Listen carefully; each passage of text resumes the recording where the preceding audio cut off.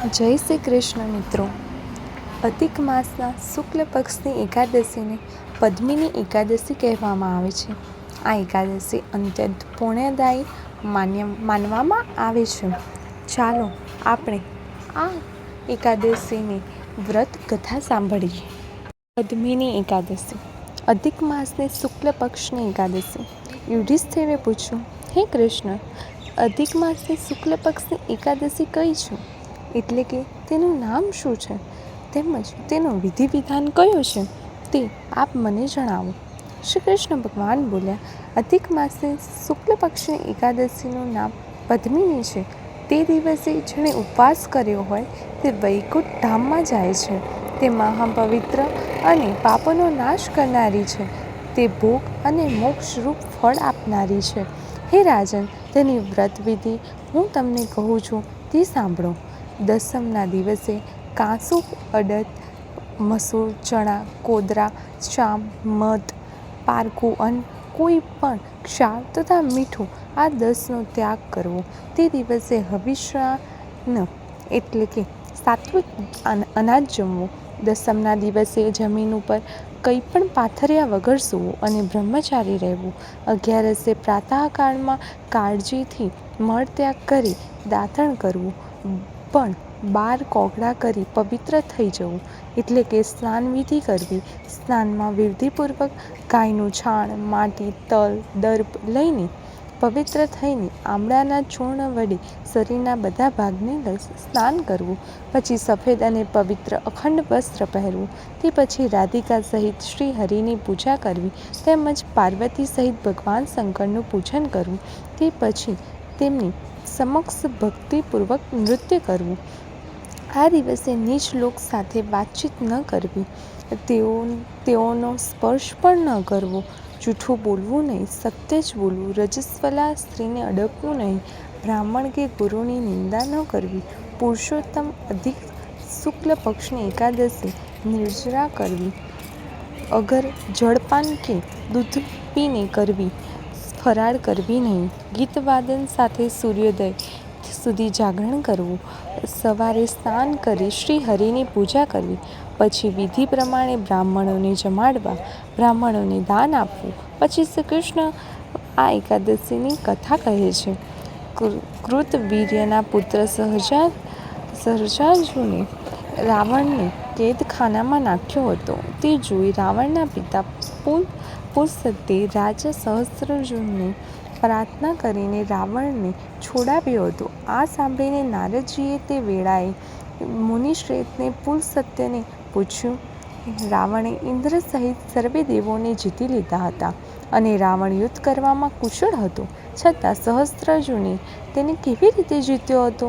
નારદનું એ વચન સાંભળી પુલસ્ત્ય મુનિએ આ પ્રમાણે કહ્યું હતું, હે પુત્ર નારદ, કાર્તવીર્ય સહજાર્જુનનો વૃત્તાંત હું કહું છું તે સાંભળ. હે બ્રાહ્મણ, પૂર્વે ત્રેતાયુગમાં મહિસ્મતી નગરીમાં ઘણો મોટો કૃતવીર્ય નામનો એક રાજા રહેતો હતો. એ હયવંશી રાજાઓના કુળમાં જન્મ્યો હતો. એ રાજાને પ્રાણ સમાન પ્રિય 1000 સ્ત્રીઓ હતી, પરંતુ તેઓમાં રાજ્યની ધુરા ધારણ કરે એવો એકેય પુત્ર એ રાજાને ત્યાં થયો ન હતો. તેણે દેવો, પિતૃઓ, સિદ્ધો તથા ઘણા મોટા મહાત્મા પુરુષોને પૂજ્યા અને તેઓના કહેવા પ્રમાણે વ્રત કર્યા, છતાં તેને પુત્રની પ્રાપ્તિ થઈ જ નહીં. તેથી જેમ ભૂખ્યા માણસને ભોગ, વૈભવો, સુખ યાદિ થતા નથી, તેમ એ રાજાને પુત્ર વિનાનું રાજ્ય સુખદાયી થતું ન હતું. પછી તે રાજાએ ચિત્તમાં વિચાર કરી તપ કરવામાં મન લગાડી દીધું, કેમ કે તપથી જ મનની ઈચ્છિત સિદ્ધિ સદા થાય છે. એમ વિચાર કરી સારા મંત્રીને એ વાત જણાવી. ઘર તેને સોંપી પોતાની મુખ્ય પત્ની સાથે વસ્ત્રો અને જટા ધારણ કરી વનમાં જવા તૈયાર થયો. એમ રાજાને વન જવા નીકળેલો જોઈ પદ્મિની નામની તેની ઉત્તમ પટરાણી, કે જે ઇક્ષ્વાકુના કુળમાં જન્મેલી હરિશ્ચંદ્રની પુત્રી અને પતિવ્રતા હતી, તેણે પણ અલંકાર છોડી દઈ એકલું વક્કલ વસ્ત્ર પહેરી લીધું અને તપ કરવા તૈયાર થયેલા પતિને જોઈને તેની સાથે ગંધમાદન પર્વત તરફ પ્રયાણ કર્યું. ત્યાં જઈ રાજાએ 10,000 વર્ષ સુધી તપસ્યા કરી અને ગદાધારી દેવ વિષ્ણુ ભગવાનનું ધ્યાન કર્યા પછી છતાં રાજ્ય સાચવે તેવા પુત્રનો લાભ તેને ન જ થયો. પછી સ્ત્રીઓમાં ઉત્તમ તેની રાણીએ પોતાના પતિને કેવળ હાડકાં તથા અતિ દુર્બળ જ રહેલો જોઈ મહાસતી અનુસૂયાએ વિનયયુક્ત થઈ પૂછ્યું કે, હે મહાસતી, મારા પતિ ઘોર તપ કરી રહ્યા છે અને તેમ કરતાં 10,000 વર્ષ તો વીતી પણ ગયા છે, છતાં કષ્ટનો નાશ કરનાર કેશવ ભગવાન હજી પ્રસન્ન થયા નથી. તો હે મહાભાગ્યશાળી, તમે કોઈ સાચું વ્રત મને કહો જેના દ્વારા ભક્તિ કરવાથી ભગવાન મારા પર પ્રસન્ન થાય અને અતિ મહાન ચક્રવર્તી પુત્ર મને પ્રાપ્ત થાય. એ રાણી કે જે પોતાનો પતિ તપની દીક્ષા લઈ વનમાં આવ્યો ત્યારે તેની પાછળ પોતે વનમાં આવી હતી, તેનું એ વચન સાંભળી પતિવ્રત પયાણ સતી અનુસૂયા ઘણા ખુશ થયા. તેમણે કમળ જેવા નેત્રવાળી રાણી પદ્મિનીને તે વેળા આ પ્રમાણે કહ્યું: હે સુંદર ભ્રુકુટીવાળી, 3 વર્ષે 30 દિવસો વધવાથી એક અધિક માસ વધુ થાય છે. એ મળમાસ 12 મહિનાઓમાં અતિ ઉત્તમ મનાયો છે. તેમાં તું સ્નાન કરજે. અને હે સુંદર મુખવાળી, તે મહિનામાં પદ્મિની તથા પरमा નામની 2 11સો આવે છે. તે દિવસે ઉપવાસ કરી જાગરણ સાથે તારે તેનું વ્રત કરવું, જેથી ભગવાન તરત પ્રસન્ન થશે અને તને પુત્ર આપનારા થશે. હે રાજા, એમ કહી પ્રસન્ન થયેલા કદર્મ પુત્રી અનસૂયાએ મને જે વ્રતવિધિ કહી તે સર્વ વ્રતવિધિ રાણીને બરાબર કહી.